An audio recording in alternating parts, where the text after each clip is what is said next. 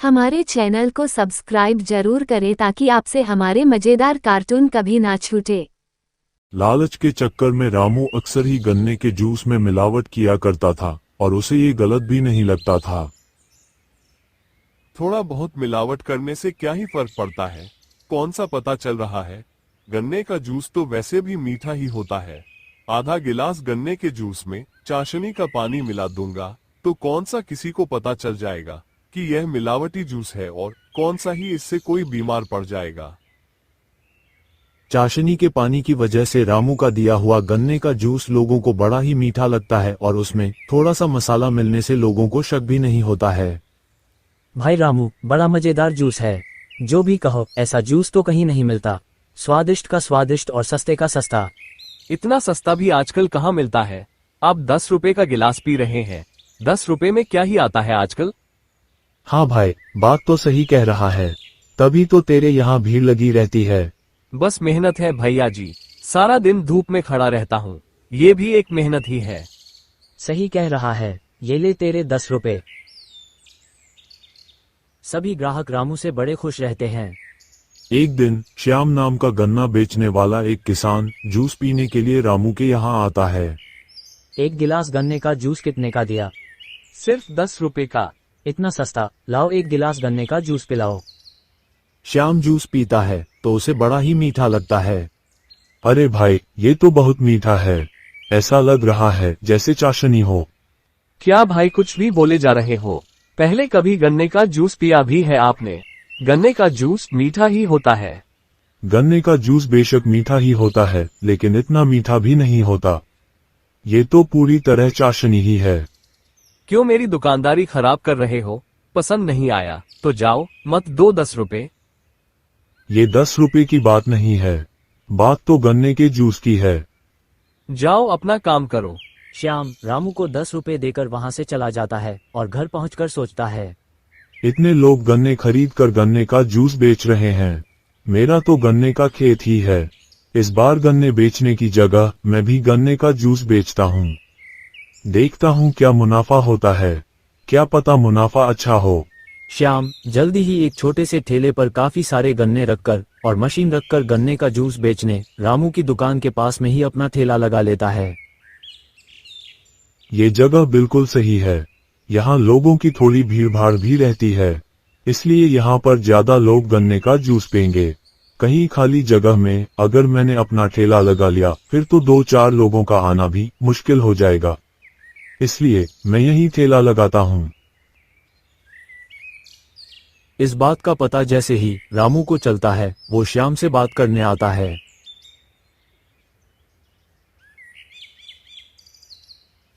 अरे कौन है तू? 2 दिन पहले मेरे यहाँ तू जूस पी रहा था और आज तू अपना ठेला ही खोल दिया। ये गन्ने मेरे हैं, ये ठेला मेरा है, यह मशीन भी मेरी है। अब जब सब कुछ मेरा है तो मन भी मेरा ही है। मैं कहीं भी अपना ठेला लगाऊं, तुम्हें इससे क्या। एक बात और, मुझे पता है तुम गन्ने के जूस में मिलावट करते हो। गन्ने का जूस इतना मीठा नहीं होता, इसलिए अब देखना जब मैं असली गन्ने का जूस बेचूंगा बिना मिलावट का, तब कैसे लोग मेरे यहाँ गन्ने का जूस पीने आया करेंगे। तू ज्यादा बातें बना रहा है, 2 दिन हो जाने दे, सब पता चल जाएगा। रामू के जाने पर श्याम सोचता है, जो भी हो मैं गन्ने के जूस में मिलावट नहीं करूंगा। अगर कभी लोगों को पता चला तो उनका भरोसा उठ जाएगा मुझ पर से। रामू के ठेले पर सुबह से शाम तक एक आदमी तक जूस पीने नहीं आता, जबकि रामू की दुकान पर रोज की तरह भीड़ लगी रहती है। रामू, देखा तुमने, तुम्हारे पास ही किसी ने गन्ने के जूस का ठेला खोला है। नहीं भैया, मुझे क्या लेना देना। मैं तो ईमानदारी से अपनी दुकान पर बिना मिलावट वाला गन्ने का जूस बेचता हूँ। मेरे अलावा आसपास कौन किस चीज की दुकान खोल रहा है और कैसा सामान बेच रहा है, इससे मुझे कोई फर्क नहीं पड़ता। आप लोग मेरे ग्राहक हैं और आप लोग अगर मुझसे खुश हैं तो इससे ज्यादा मैं क्या चाहूंगा। भाई तुम्हारे यहाँ के जूस की तो बात ही अलग है, इसीलिए तो सभी लोग तुम्हारे यहाँ आते हैं। अरे भैया, आप देख लीजिएगा, मेरे जूस से ज्यादा अच्छा और मीठा उसका जूस हो ही नहीं सकता। लोग श्याम के यहाँ जूस पीने नहीं आते हैं, इसलिए शाम को रामू श्याम के सामने से हंसकर कहते हुए जाता है, आया बड़ा, मेरी दुकान के पास में अपना ठेला लगाने वाला एक आदमी भी नहीं आया है और चला मुझसे मुकाबला करने। निराशतापन अब अगले दिन के लिए सोचता है। आज एक भी ग्राहक नहीं आया। ऐसे कोई नहीं आएगा तो फिर लोगों को पता कैसे चलेगा कि मेरे गन्ने का जूस शुद्ध और अच्छा है। अब एक काम करता हूँ, कल मैं लोगों को फ्री में गन्ने का जूस पिलाऊंगा। शायद उसके बाद लोग मेरे पास गन्ने का जूस पीने आने लगे। अगले दिन श्याम लोगों को फ्री में जूस पिलाता है। आइए मुफ्त में जूस पी कर जाए, सभी मुफ्त में जूस पी कर जाए। एक बार जूस पी कर तो देखिए, शुद्ध और अच्छे गन्ने का जूस। जूस मुफ्त होने की वजह से काफी सारे लोग आज श्याम के ठेले पर जूस पीने आते हैं, लेकिन क्योंकि श्याम जूस में मिलावट नहीं कर रहा था तो उसका जूस लोगों को रामू के गन्ने के जूस से थोड़ा कम मीठा लग रहा था। ये जूस भी अच्छा है, लेकिन फिर भी रामू का जूस ज्यादा मीठा है। अरे हाँ भाई, रामू के जूस की बात ही अलग है, इसलिए आज ये फ्री का जूस पी लेते हैं, लेकिन कल से वापस रामू के यहाँ जूस पिया करेंगे। इसी तरह सारा दिन लोग श्याम के यहाँ मुफ्त का जूस पीते रहते हैं और आज रामू के यहाँ कोई जूस पीने नहीं जाता। कोई बात नहीं, देखता हूँ कितने दिनों तक यह मुफ्त का जूस बेचता है।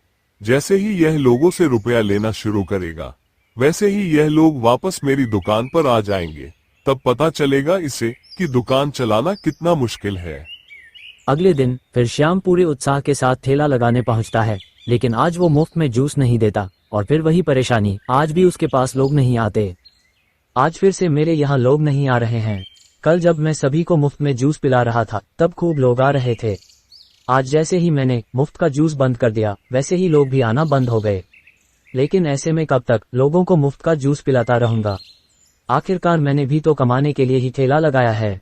दोपहर तक इंतजार करने के बाद श्याम के ठेले पर एक आदमी जूस पीने आता है।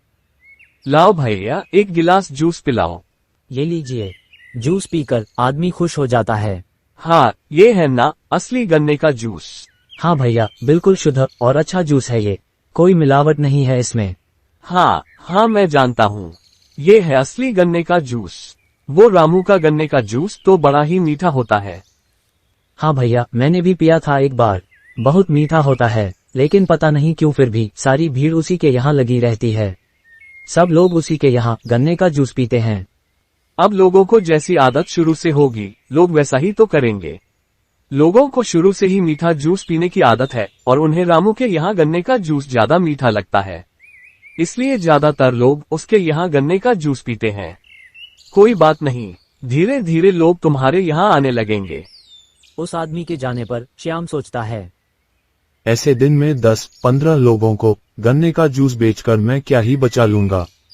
आखिर रामू मिलाता क्या है इस गन्ने के जूस में जिससे जूस इतना मीठा हो जाता है। कल मुझे इस बात का पता करना ही पड़ेगा। अगले दिन भी रामू की दुकान पर गन्ने का जूस पीने वालों की भीड़ लगी होती है। लाओ एक गिलास जूस पिलाओ। अरे भाई, एक गिलास मुझे भी दे देना। इसी बीच रामू के पास मुंह पर कपड़ा लपेटे हुए एक आदमी आता है। एक गिलास गन्ने का जूस देना। रामू गन्ने का जूस बनाने लगता है। वो आदमी चुपके से रामू की नजरों से बचता हुआ उसकी मशीन के थोड़ा दूर खड़ा हो जाता है, जहां से उसे ये साफ दिखाई दे रहा होता है कि रामू गन्ने का जूस कैसे निकालता है।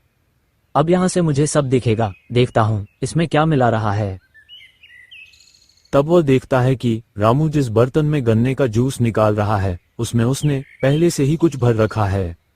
ये बर्तन में इसने पहले से ही कुछ भर रखा है। जरूर यह कुछ मीठा होगा जिससे गन्ने का जूस और मीठा हो जाता है। मैं अभी सभी लोगों से कहता हूँ। श्याम रामू को वहीं पकड़ लेता है। क्या मिलाया है तुमने गन्ने के जूस में? ये सुनते ही रामू चौंक जाता है। क्या मिलाया है? अरे गन्ने का जूस है ये, मैं कभी भी मिलावट नहीं करता। और आपसे किसने कहा कि पीछे आकर खड़े हो जाओ? आपको पता नहीं क्या, दुकान के पास में खड़ा नहीं होने देता मैं किसी को। आप यहाँ सामने खड़े होइए, तभी आपको जूस दूंगा मैं। क्यों, यहाँ दुकान के पास में क्यों नहीं खड़े हो सकते हम, ताकि तुम मिलावट करते रहो और हमें पता भी ना चले? क्या हो गया भाई साहब, ये क्या कर रहे हो? ये तो बहुत अच्छा दुकान वाला है, अच्छा गन्ने का जूस देता है। अरे ये क्या कह रहे हो तुम? हम इसके यहाँ काफी समय से गन्ने का जूस पी रहे हैं। आप एक बार आए और कमी निकालने लग गए। अच्छा, आप लोगों को मेरी बात पर यकीन नहीं हो रहा। ठीक है, तो इसे कहिए कि आप लोगों को अपनी दुकान में बुलाए और फिर गन्ने का जूस निकाल कर दिखाएं। अगर वो इतना ही मीठा हुआ तो मैं यहाँ से माफी मांगकर चला जाऊंगा, लेकिन अगर मीठा नहीं हुआ तो इसे बताना पड़ेगा कि यह गन्ने के जूस में क्या मिलाता है। तब तक और लोग भी शोर को सुनकर रामू की दुकान पर आ जाते हैं और सभी लोग श्याम की बात का समर्थन करते हैं। हाँ, वैसे यह बात तो ठीक है। हाँ, अगर किसी को शक हो रहा है तो तुम उसकी आंखों के सामने जूस निकाल कर दो। अब रामू इसमें फंस चुका था और वो इस बात को बखूबी जानता था, इसलिए वह सोचता है अब जो भी हो मुझे इनके सामने जूस निकाल कर दिखाना ही होगा। अरे भाई रामू, अरे सोच क्या रहा है, जल्दी से हमारे सामने जूस निकाल और इस आदमी को गलत साबित करके भगा यहाँ से। बड़ा आया मिलावटी जूस कहने वाला। लोगों के दबाव की वजह से रामू उनके सामने गन्ने का जूस निकालता है और उन सभी को वो जूस पीने को देता है। लेकिन इस बार गन्ने का जूस पहले के मुकाबले बहुत ही कम मीठा होता है। ये कैसा जूस दिया है रामू, ये तो बहुत कम ही मीठा है। हाँ, ऐसा जूस तो आज तक तूने हमें नहीं पिलाया था, फिर आज क्या हो गया? पता नहीं भैया, आज जूस में वो बात नहीं आ रही, लगता है गन्ने अच्छे नहीं है। अब श्याम हंसते हुए कहता है, गन्ने तो हमेशा की ही तरह हैं, बस अभी तुम चालाकी नहीं कर पाए। क्या मिलाते हो तुम गन्ने के जूस में, बता दो, इससे पहले कि सब लोग तुम्हें यहाँ बेइज्जत करने लगे। अपने आप सच बता दो, अगर तुम नहीं बताओगे तो मैं अभी तुम्हारा सामान देखने लगूंगा। हाँ हाँ, और हम सब भी देखेंगे कि तुम क्या मिलाते हो। वो भैया जी, मैं गन्ने के जूस में चाशनी का पानी मिलाने लगा था, उससे जूस थोड़ा सा मीठा हो जाता है, मगर इससे कोई नुकसान नहीं है, सिर्फ गन्ने का जूस स्वादिष्ट लगता है, बस इसीलिए ऐसा करने लगा था मैं। ये सुनते ही वहाँ खड़े सभी ग्राहक चौंक जाते हैं। अरे ये क्या कर रहा है तू हमें मिलावटी गन्ने का जूस पिला रहा था। तभी मैं सोचूं कि इतना मीठा गन्ने का जूस सिर्फ इसी दुकान पे क्यों मिलता है। देखो भाई, अब से हम तुम्हारे यहाँ गन्ने का जूस कभी नहीं पेंगे रामू। हाँ, और हाँ, जो भी तुम्हारे यहाँ जूस पीने आएगा हम उसे भी यह बात बताएंगे कि तुम कैसे मिलावटी जूस बेचते हो। सभी ग्राहक नाराज होकर वहां से चले जाते हैं। तब श्याम अपने मुंह से कपड़ा हटाता है। रामू श्याम को पहचान जाता है और उसे देखते ही चौंक जाता है। अच्छा, तो तुमने किया है ये सब? मैंने क्या किया है, मैंने तो कभी तुम्हारे साथ गलत नहीं किया, बल्कि गलत तो तुमने किया है लोगों के साथ, और बस इसलिए मैंने लोगों के सामने तुम्हारी सच्चाई लाकर तुम्हें खड़ा कर दिया। लेकिन तुम्हें क्या लेना देना, मैं लोगों को कैसा भी जूस पिलाऊं? क्यों नहीं लेना देना भाई, मेरी भी तो गन्ने की जूस की दुकान है और मैं खुद इतने अच्छे गन्ने लाकर जूस निकालता हूँ। फिर भी लोग मेरे शुद्ध जूस में कमी बताएंगे, तो मैं तो उन्हें इस बात से जागरूक करूंगा ना कि अच्छा क्या है और खराब क्या। और देखना, अब से मेरे यहाँ लोग गन्ने का जूस पीने आया करेंगे, लेकिन तुम्हारे यहाँ नहीं। तुम्हें अब फिर से मेहनत करनी पड़ेगी, अच्छा जूस बेचकर लोगों का विश्वास जीतना पड़ेगा। और वैसे भी तुम तो खुश हो जाओ क्योंकि लोगों ने तुम्हें मारा पीटा नहीं, वरना ऐसे में तो लोग मार मार के दुकान वाले से हिसाब वसूल कर लेते हैं। तुम तो बच गए। श्याम वहां से चला जाता है। अब रामू को अपनी गलती का एहसास होता है कि उसने इतने समय तक अपने ग्राहकों की अच्छाई का फायदा उठाकर गलत किया। ये बात तो सही है कि मैं लोगों को मिलावटी जूस बेच रहा था, अब जब मैं बेईमानी करूंगा तो उसका फल तो मुझे मिलेगा ही। आखिर कितने दिनों तक मैं ये गलत काम कर सकता था। खैर, यह आज आखिरी दिन था, अब से मैं कभी भी मिलावटी जूस नहीं बेचूंगा। इस दिन के बाद से ही रामू लोगों को अच्छा और शुद्ध जूस बेचने लगता है।